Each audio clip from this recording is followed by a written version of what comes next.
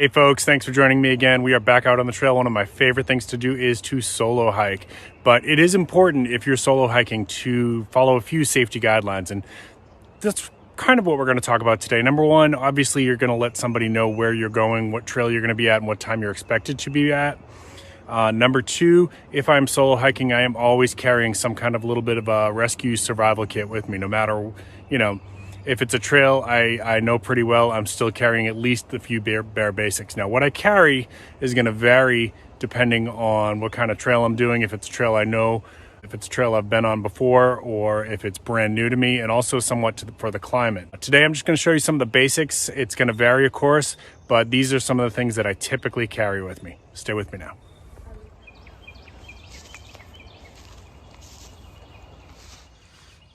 All right, what is it that they say about finding a feather? It's like a message from heaven.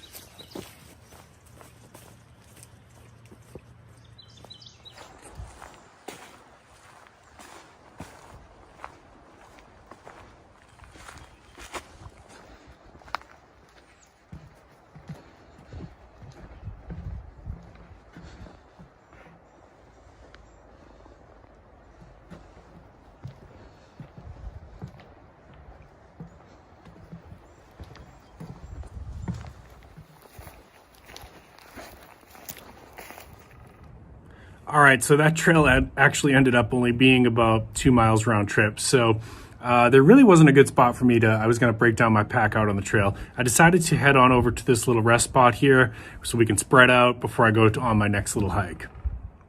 All right, let's start with the bag. This is just a little sling pack. This was actually made by Fieldline, so I'm pretty sure I got it from Walmart a few years ago. It's actually, for a very, very affordable bag, it's held up fantastic. I don't even know if they still make this one, but if I can find it on Amazon, I'll link it down below. All right, and then as you can see on the outside of the bag, I've got my Viking Whetstone from Wazoo Survival Gear. I love these. I pretty much carry this with me wherever I'm going and keep one in the car also as a bug out option. But I will put a link to this down below. This has, I don't know if you guys have ever seen a close-up of this, but it's actually got, that's for sharpening hooks and things like that. The rounded edge here is for getting into like VEF serrations. I'll show you what those are if you're not familiar with that. So those are VEF serrations, so you can get in there with that. This is just a really nice sharpening stone that's really affordable, and you can wear it. Looks really cool worn, but I throw this on the outside of my bag here. If you haven't seen me use it before, you basically just wet it down, and then periodically you're gonna wipe off the slurry that comes off the blade. All of my bags have my primary, that's a big allergy for me. I have one of those stupid allergies. And my blood type. The reason for being is if I get in a situation where I have to be rescued, those things might be important. So I recommend if you've got any medical issues, go ahead and put that on your bag, especially if it's like a hiking survival bag, things like that. It's not a bad idea to get your blood type, to know your blood type and put that on your bag as well. All right, so let's start with some of my EDC gear. This is stuff that I'm usually carrying on me whether I am hiking or not. I've got a Zippo lighter that I've had since college. I changed out the regular insert for the arc insert, which is rechargeable. Okay, one of your ways that you can start fire. Next, I always usually carry chapstick, obviously for some UV sun protection. Also, that is an accelerant if you need to start a fire.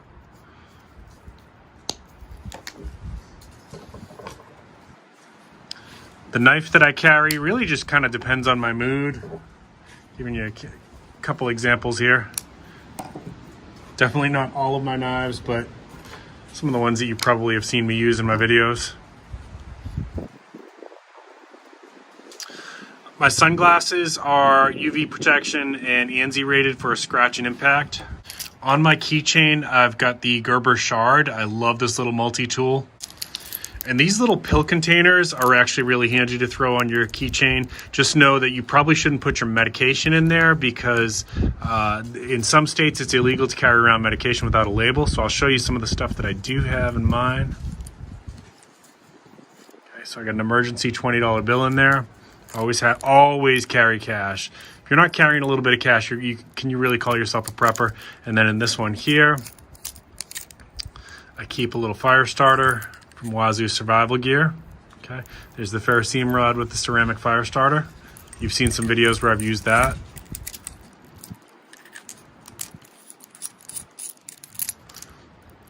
All right, and the last one is where I usually keep a cotton ball with Vaseline, but right now I need to replace that, so bad prepper, bad prepper.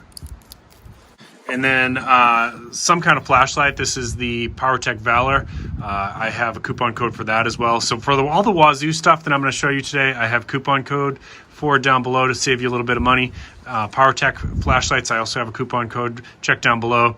This is a little bit big, but this is in my hiking bag. So my EDC one is a little bit smaller. We'll talk about that in another video.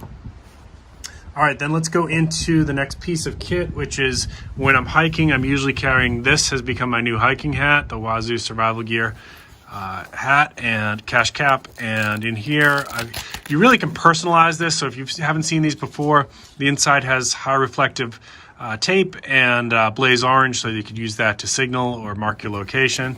And then I keep a few different things in here. So it's got Velcro pockets. The new one has Velcro pockets. So I've got a little bit of fishing line there.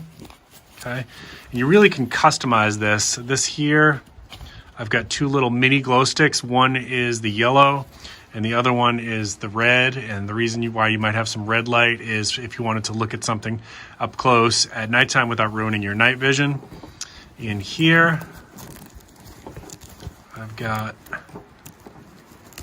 that is an emergency water container with also a couple Ranger bands, which is basically the same thing as bicycle tubing. That is also, you can use that as a flame, fire starter.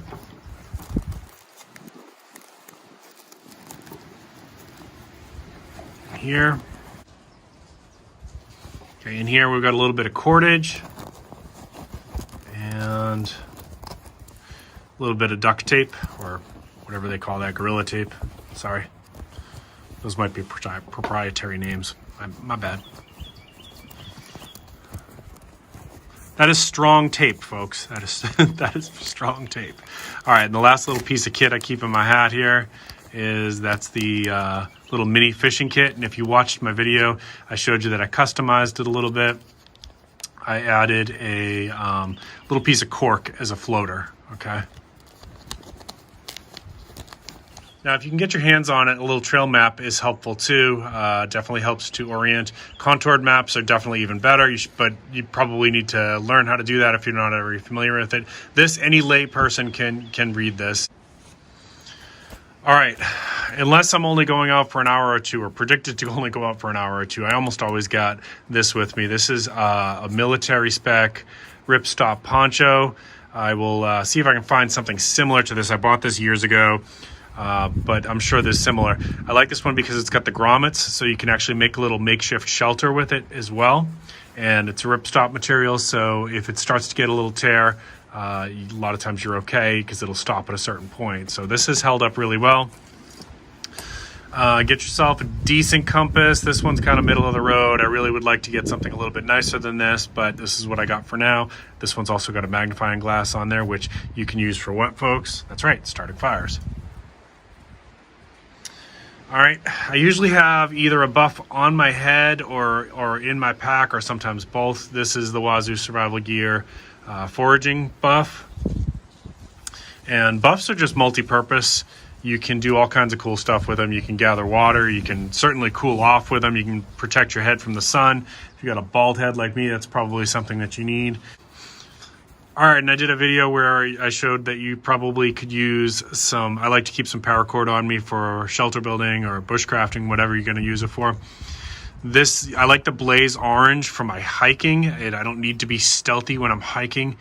This is for, basically I could also like cut off strips and mark my trail or whatever I want to do. But cordage is one of those things. Yes, you can source it with vines and things like that, and braiding, palms and things like that. But it's very labor intensive. Carrying cordage is always a good way to go if you're going to be doing a little hiking.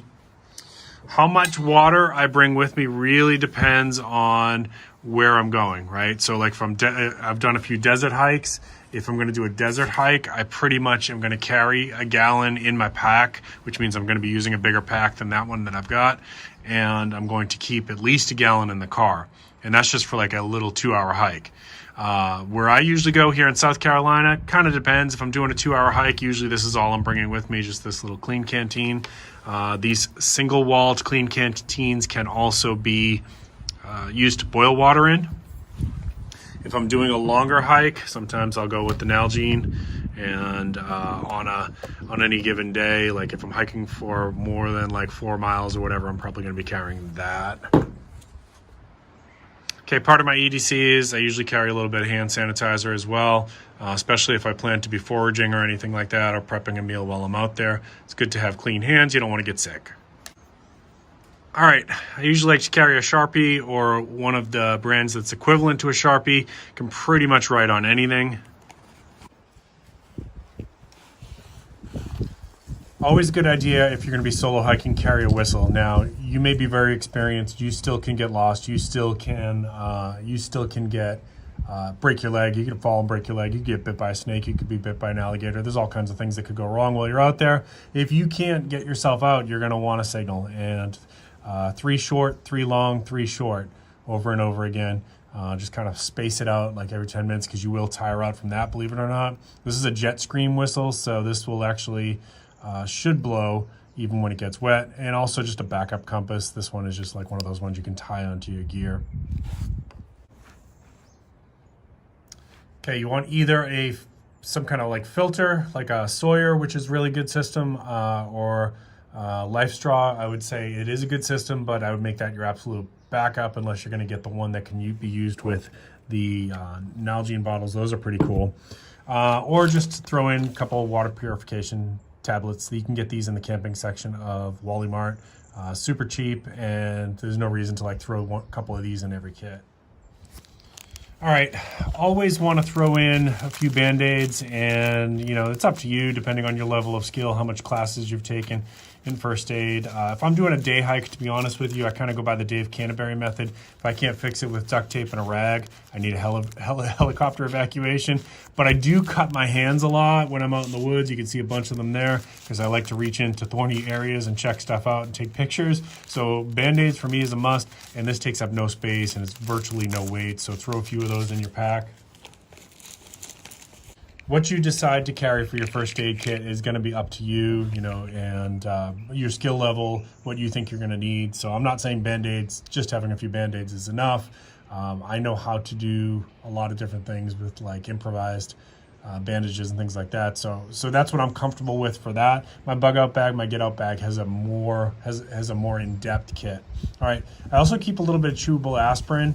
Not just for me, if God forbid, if I encounter somebody out on the trail that's having some issues, this might be something that I can give them. And there are some first aid applications for chewable aspirins. They basically can dissolve under your tongue. Not going to go into that right now because I'm not going to give medical advice, but I would encourage you to look up why it's a good idea to carry chewable aspirin for hikers, and always have this in all of your kits as well. All right, another little piece of kit that is pretty much always with me is my foraging bandana. I've used this a lot since they sent it to me, and I really like it. A lot of the plants I already knew, but the netting on the back is what makes this really, really cool for foraging. So you can forage in there, and it's not going to get super wilty. Sorry, I'm trying to find the entrance to the bag for you. There it is. Nope, that's the other one. There it is. Also, like a worst case scenario, that is breathable mosquito netting. If I fell and ended up having to spend the night, which would not be pleasant, but it would be nice to have something like that if you needed it. All right, last little bit of kit. Now, this isn't always with me unless I'm planning on having a meal out on my hike. This is one of those little camping stoves, and these are basically fuel tabs. So you heat those up, or you light those on. You light those up, and then you put your camp cup, which I have here, on top of that, and you can boil water, and you can make like a backpacking meal, like one of those guys. Okay, Good to Go is a good brand. I really like them. So this also, I like this cup because if I am carrying the Nalgene bottle, it basically nestles right in there. Okay, so that piece of kit's only with me if I'm going to be doing a meal while I'm out there. So 50% of the time. All All right, now last little bit, I'm sorry, this is actually really is the last little bit. What you carry for self-defense is going to really depend on, you know, what the laws are for where you're at. Different parks have different rules, and I know somebody's going to be smart on here and they're going to say, you know, what they don't know, you know. Hey, listen, what you do, if you're going to break the law, that's up to you. Just know that there's huge consequences for that, including losing your rights. So my advice to you, it would be, you know what's legal where you're hiking and stay within that, okay? All right, folks, so as we wind this one down, a couple last thoughts I want to say is if there's an app out there called Life 360, if you're not familiar with it. This is a good one for you parents to possibly think about for your kids. Now, it is a little bit invasive because when you have that thing turned on, people that are in your circle, and only the people who are in your circle can see where you are. Now, my wife and I talked about it. I'm not going anywhere that I need to hide from her. Same for her. It's a safety thing for us. So when she's going out doing her little hikes, when I'm going out doing my little hikes, we have that thing on. Especially, you know, like I said, I like to solo hike. So that way somebody can track my last location. Now, if you go way out to the wilderness, it may not ping you, but it's going to give your last known ping as long as you had that thing turned on. All right. That's it, folks. That's my hiking survival kit based on what I typically bring with me for a day hike. If I'm going out longer than a day hike, you know, you probably want to check out my bug out videos for a little bit more information there. Don't worry if you can't afford a lot of high-end kit. Seriously, just go with what your budget says. I show you what I'm using. Anything that I talked about today is a product that I do use, that I do endorse. But start where you can, start within your own budget. I used really, really, really cheap stuff when I was getting started, and that's okay. That's okay. That stuff will work too. But as you get more into it, if you're getting into hiking, if you're getting into, you know, wilderness survival, things like that, you're probably going to want to upgrade. There's plenty of things that I still want to upgrade. I would love to have a nice Tops knife or an SE knife or a Stroop knife. But it's just not my budget right this second. So I go with what I showed you. And those are really good quality. If you can't afford that Gerber that I showed you, another good Bushcraft knife, which I didn't show in this video, is the Mora Companion Spark. Very, very affordable. It's still under $30. It is still as good as most knives out there that are 4 times the price. So Mora Companion is a fantastic knife. You can't go wrong there. All right, that's going to be it for today. Keep planting your seeds, keep stacking your silver. This is Prepping with Sarge.